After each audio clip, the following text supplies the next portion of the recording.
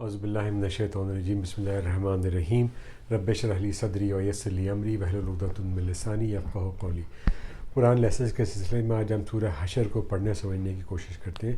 سورہ حشر قرآن کی 59 سورہ ہے اور اس میں 24 آیات ہیں۔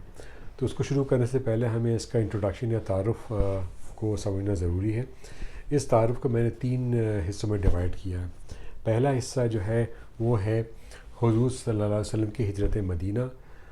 دوسرا حصہ جو ہے وہ قبیلہ بنو نذیر کے بارے میں، ان کی حرکتوں کے بارے میں، اور تیسرا حصہ منافقین کی کارروائیاں۔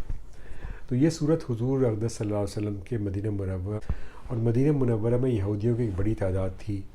حضرت صلی اللہ علیہ وسلم نے ان سے معاہدہ کر لیا تھا کہ آپس میں امن امان سے رہیں گے اور مدینہ منورہ پر حملہ ہونے کی صورت میں مل کر اس کا دفاع کریں گے۔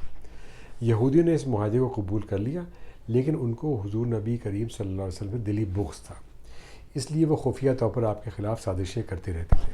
چنانچہ انہوں نے در پردہ مکہ مکرمہ کے بت پرستوں سے تعلقات رکھے ہوئے تھے اور ان کو مسلمانوں کے خلاف اکساتے رہتے تھے، اور ان سے یہ وعدہ کر لیا تھا کہ اگر مسلمانوں پر حملہ کرو گے تو ہم تمہارا ساتھ دیں گے۔ تو یہ بیک گراؤنڈ ہے حضور کی ہجرت مدینہ کے بارے میں۔ نمبر 2، قبیلہ بنو نذیر۔ یہودیوں کا ایک قبیلہ بنو نذیر کہلاتا تھا۔ ایک مرتبہ حضرت صلی اللہ علیہ وسلم نے ان سے معاہدے کی کچھ شرائط پر عمل کرانے کے لیے ان کے بعد تشریف لے گئے، تو ان لوگوں نے سازش کی کہ جب آپ بات چیت کرنے کے لیے بیٹھیں تو ایک شخص اوپر سے آپ پر چٹان گرا دے، جس سے معاذ اللہ آپ شہید ہو جائیں۔ اللہ تعالیٰ نے وحی کے ذریعے آپ کو ان کی سازش سے باخبر فرمایا اور آپ وہاں سے اٹھ کر چلے گئے۔ اس واقعے کے بعد آپ نے بنو نذیر کے پاس پیغام بھیجا کہ اب آپ لوگوں کے ساتھ ہمارا معاہدہ ختم ہو گیا ہے اور ہم آپ کے لیے ایک مدت مقرر کرتے ہیں۔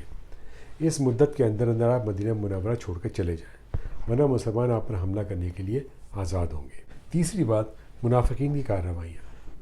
کچھ منافقین نے بنو نذیر کو جا کر یقین دلایا کہ آپ ڈٹے رہیں، اگر مسلمانوں نے حملہ کیا تو ہم آپ کے ساتھ دیں گے۔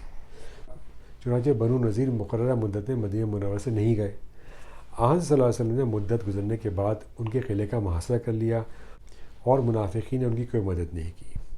آخرکار ان لوگوں نے ہتھیار ڈال دیے اور حضرت صلی اللہ علیہ وسلم نے ان کو مدینہ منورہ سے جلا وطن کرنے کا حکم دے دیا۔ البتہ یہ اجازت دے دی کہ ہتھیاروں کے سبب وہ اپنا سارا مال اور دولت اپنے ساتھ لے جا سکتے ہیں۔ تو یہ سورہ کا بیک گراؤنڈ ہے۔